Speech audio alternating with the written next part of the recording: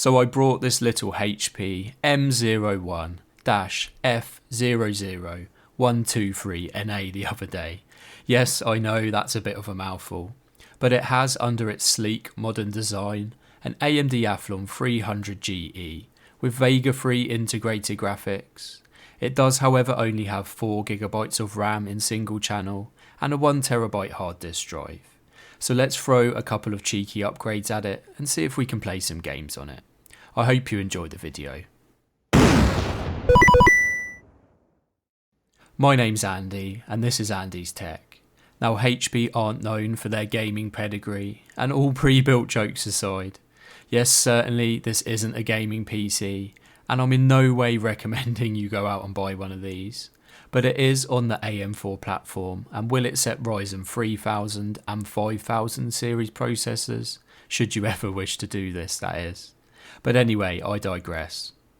HB have blessed us though in their infinite wisdom with a single 4GB stick of DDR4 26600MHz RAM and a 1TB hard disk drive, which in its current state is quite honestly just unusable. Load and boot times are pathetic, and even navigating Windows is just painful. With the cost of SSDs these days, I still don't know why these big companies would even consider using hard drives, especially at the cost they can get them for at wholesale. I guess this is why the previous owner parted with it after only 2 years of ownership, and for the grand sum of £39.95p. Now the Athlon 300GE sells alone for this price on sites like eBay, so I'm pretty happy with my little purchase. But more on the little 300GE. Released in 2019, the Athlon Pro 300GE is a 2-core and 4-thread APU based on the Picasso 12nm process with a base clock of 3.4 GHz, a tiny 35W TDP and 4MB of cache. It also came unlocked for overclocking as well, and offered a cheap, affordable, all-in-one package for the super budget conscious user with a retail price of only $50 new, and it had a kick. That kick being in the form of the Vega-free onboard graphics, which boasted smooth 720p HD gaming performance in esports titles, something Intel could only dream of with their UHD 510, 610 and 530 graphics of the time. The graphics can also be overclocked as well, and can offer some good gains over stock, but alas we'll be running at the out-of-box speed of 1100MHz today. Why AMD haven't continued this trend going forward, God only knows, but I think the market is crying out for a super budget solution like this in 2022.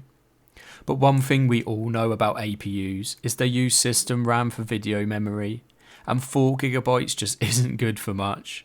So with the HDD issue in mind as well, I'm going to add this 16GB kit of 26600MHz RAM. This is also the maximum speed we can get the RAM to run at, so anything more would just be wasted. And with the price of SSDs currently, a £30 500GB SSD is a no-brainer, and more than enough room for Windows and a healthy games library. There's really no point buying anything smaller in 2022, and going forward 500GB would be the minimum I recommend anyone buying for an SSD. This will also give the new owner when I sell it on many more years of trouble-free computing.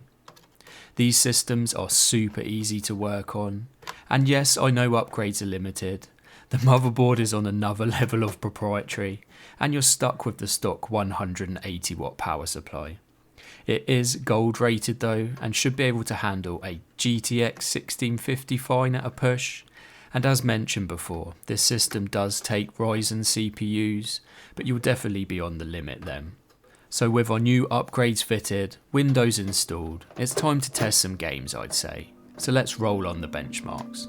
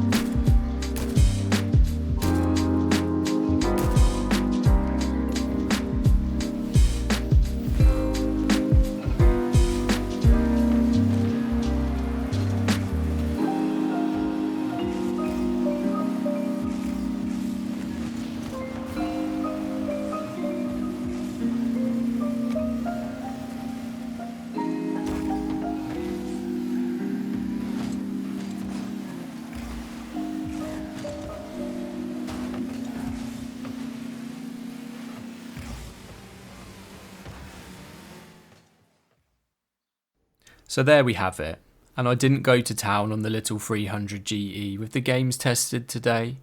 900p across the board and playable-ish frame rates, but it certainly wasn't anything to write home about.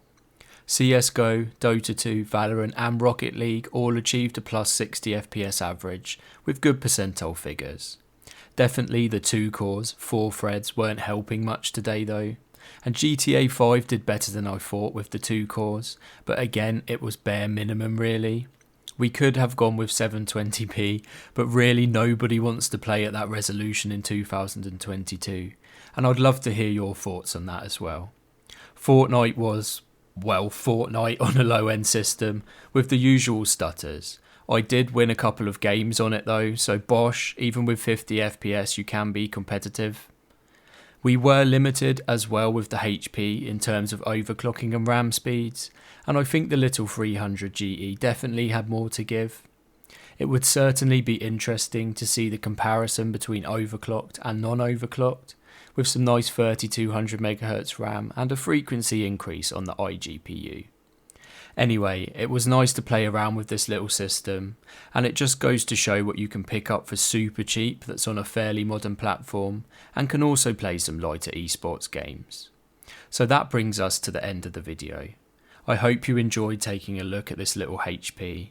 Thank you for all the support as always, and I'm sorry this one took a little longer to come out. Please leave a like or a comment down below, it helps the channel out massively and I'd really appreciate it. Take care as always, God bless, and hopefully see you in the next one.